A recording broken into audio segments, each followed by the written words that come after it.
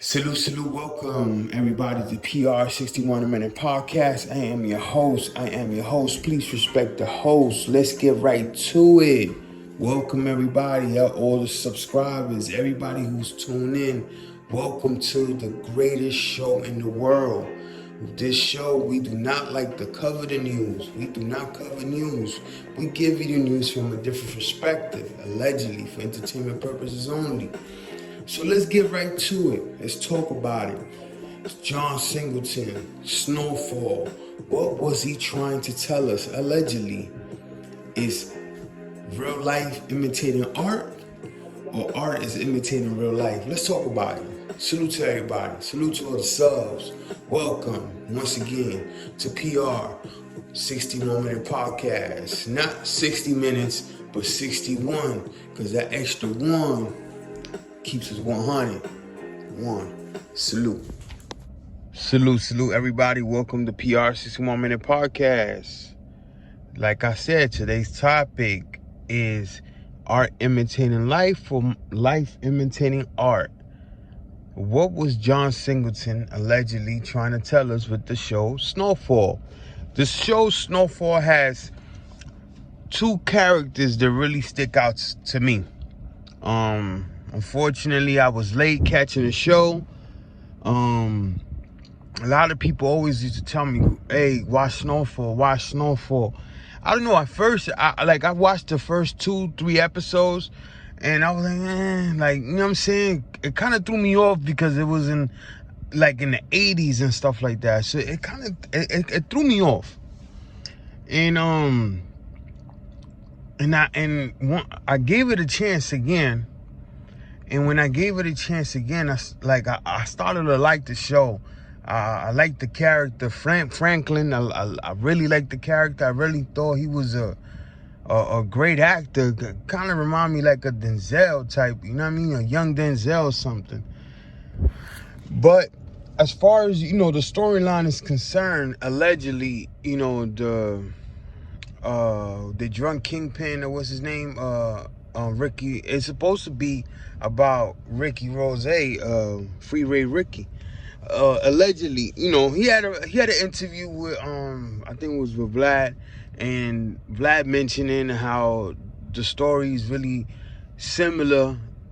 I know personally he's not gonna, I won't say personally, but I know he's not gonna say, yeah, that's all me, because he, shit, motherfucker go back to jail, excuse my language, but Vlad felt that the story, and he felt that the story is intertwined with his life. So I'm like, man, and what that went over my head, because I saw that interview like a year ago or something, but there's nothing new under the sun. So when I started looking at the show, and then I started looking at, as far as how, I always, me living in the East Coast here in Delaware, you always hear about the cocaine cowboys and all of these people, but you never hear the big dogs is in the West Coast, you know what I'm saying? Like somebody like Freeway Ricky Rose, and the power and the how much control of the drugs he had. But the show showed you that, you know what I'm saying? How, it was a CIA agent involved allegedly, you know what I'm saying? So it gave you a perspective of what happened in the 80s in the West Coast, as far as people that live in the East Coast or South that really don't know, the story behind it. But what really got to me was, the fact that, that relationship between Franklin and I think it was Andre, which is the cop, right? And years later, right? Or a picture surfaced where the police commissioner and Freeway Ricky was they took a picture together. I'm like, it kind of like, I don't know, it was I kind of felt it was weird to seeing. It's like seeing a cat and a mouse taking a picture. You know what I'm saying? The cat is always after the mouse. You know what I'm saying? But it's weird to see a ex-drug kingpin or you know what I'm saying? Ex-drug, because people, you know, law enforcement follow these people. They like, you never off the hook and shit. Like, you know what I mean? Because, I mean, the dude had the plug, you know what I'm saying? But it's funny to me how, you know, Bernard Parks took a picture with Freeway Ricky, and Bernard Parks was the chief of police. And not only the chief of police, but remember, Bernard Parks goes back to even the crash unit, Rampart, and all that is entitled. So it's like, man, like, and both of these guys are from the same area. They both from South Central. So it's kind of like, did these people and John Singleton is from South Central too. I might be wrong, but I'm almost 99% sure that he's from South Central. He was from South Central. Rest in peace to John Singleton. But was John Singleton really letting us know that,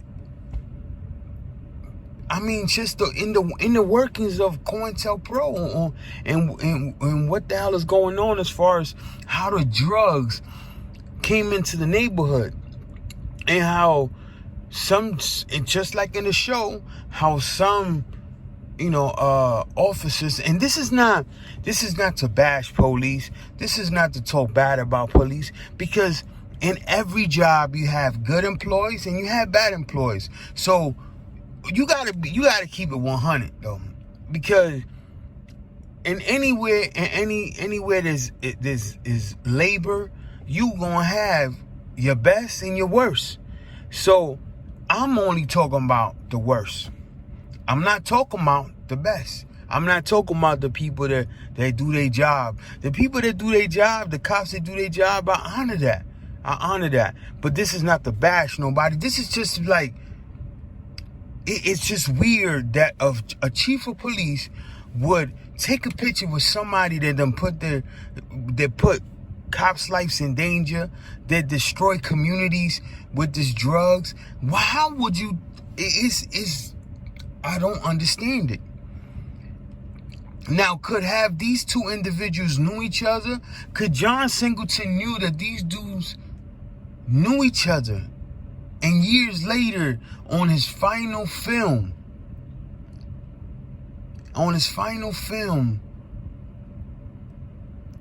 was able to actually depict or some way, somehow show us something, and made that connection of how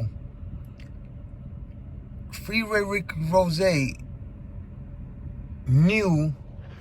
So this connection, this intertwine with art and reality, is really, it's like a see-through mirror. Was John Singleton, like I said, trying to tell us how some of the worst of LAPD was actually involved with drug activity? Now, is that going off a limb? Is that going, like, is that capping? How is it, you know how young people would say, is that capping? That isn't. I don't think it's capping, because Rafael Perez and the other guy, Mac, proved that, and these people were hired by Bernard Parks. So this guy had muscle in the street that was not only cops, but going around extorting drug dealers, and that, you know, we know that portion of it. But as far as, you know, him and let's say Ricky Rose knew each other, and that happened, because if you crooked, if once you crooked forever in that type of environment. There's no way you could, you know what I mean? So how was it they was able to maybe have this connection And then allegedly Bernard Parks, setting up the crash unit, setting up the Rampart division. That was all under him. And not only that, what was else under him was was Biggie Smalls' assassination. He had, Greg Kading is under that. I mean, this is big right here. This is huge. Was this John Singleton last gift to us to say, look, y'all, I can't really say boom, boom, boom, but then,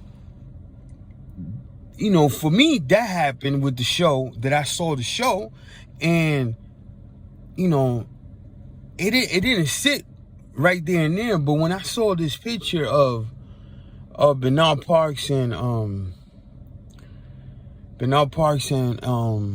Freeway Ricky Rose, then I was like, oh my God, this can't be real. This cannot be real. This is like, I can't even, like, that's like the zebra and the lion hanging around together. Like, you understand? Like, this doesn't happen like this. You know what I mean? When the last time you seen a shark swimming with seals? And you know what I'm saying? Like, how is the chief of police taking a picture with somebody that done destroyed communities?